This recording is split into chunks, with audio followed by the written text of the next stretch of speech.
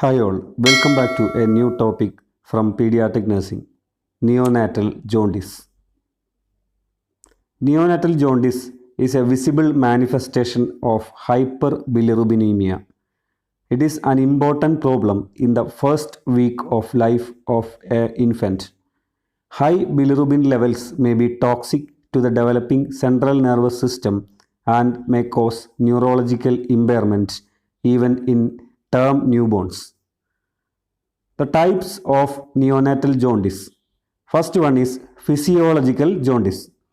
It appears on the third day and disappears by seventh day.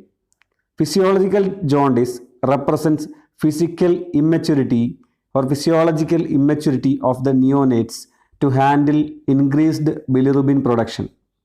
So neonates cannot handle the increased bilirubin production because of the destruction of RBC. So that will result in physiological jaundice. So total bilirubin, serum bilirubin, that is total serum bilirubin or TSB level usually peaks by 3 days of age and then falls in term neonates. So it level peaks by 3 days and then falls. Total serum bilirubin levels are below the designated cutoffs for phototherapy. So in physiological jaundice, the serum bilirubin levels are below the designated cutoffs for phototherapy. It does not require any treatment. So physiological jaundice in general doesn't require any treatment. So it appears on the third day, disappears by seventh day, and it represents the physiological immaturity of neonates, and total serum bilirubin levels peaks by third day and then falls.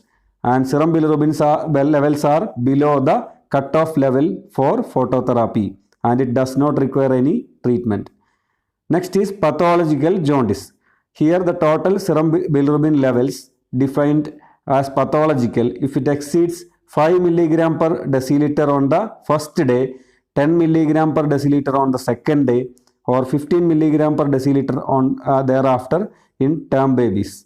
So their serum bilirubin levels are higher than the cutoff levels in pathological jaundice. That is, it is 5 mg per deciliter on the first day, 10 mg per deciliter on the second day, and 15 mg per deciliter thereafter. The appearance of jaundice within 24 hours happens in pathological jaundice. The total serum bilirubin levels above the expected normal range and presence of clinical jaundice beyond 3 weeks.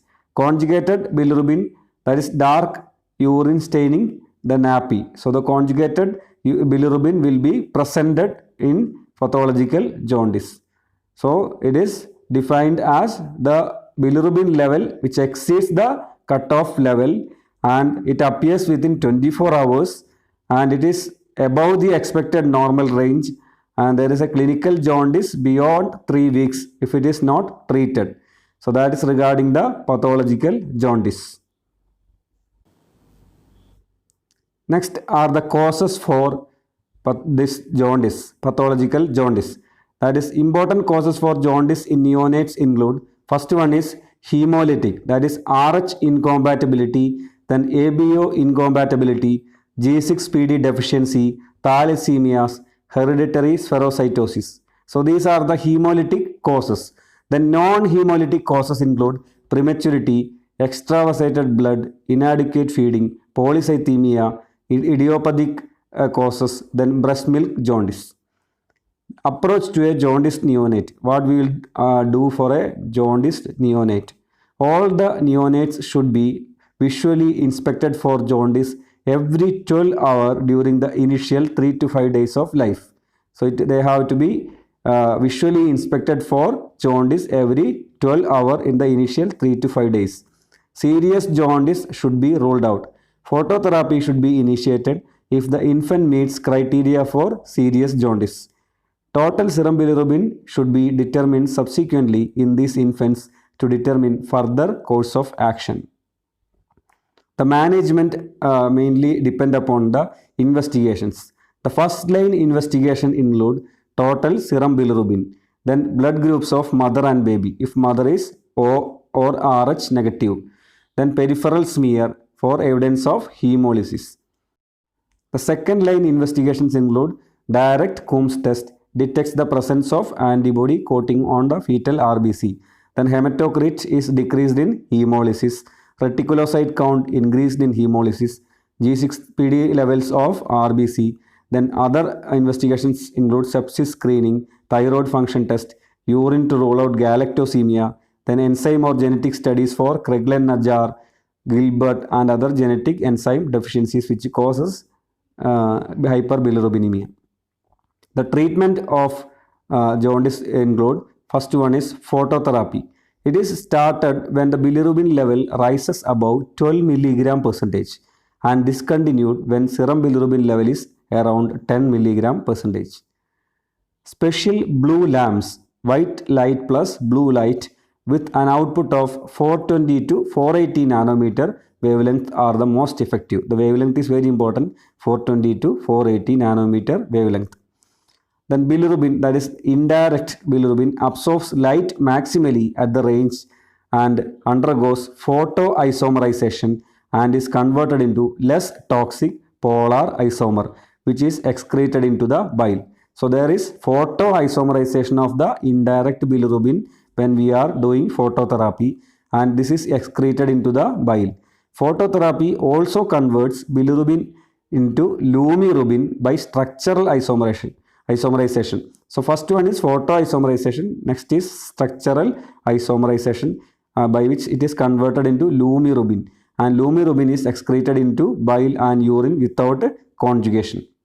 The principles of phototherapy include photooxidation, photoisomerization and conversion of bilirubin into lumirubin. So these are the principles: photooxidation, photoisomerization, conversion of bilirubin to lumirubin.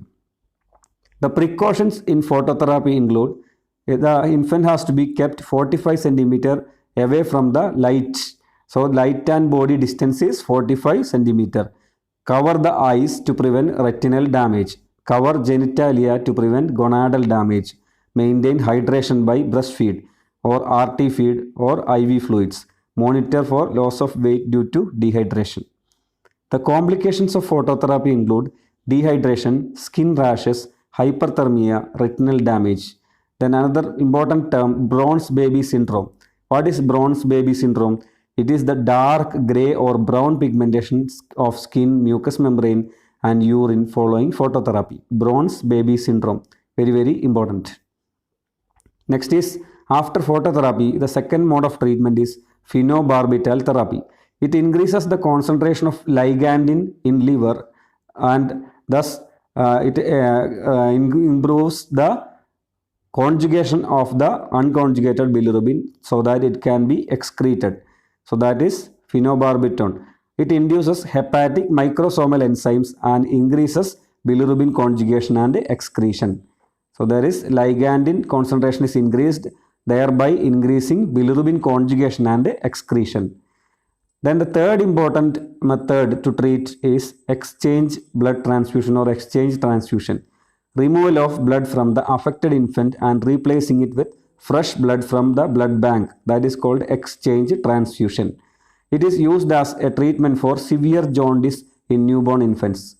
The affected infant's blood is removed in small portions and equal volume of blood is replaced during exchange transfusion.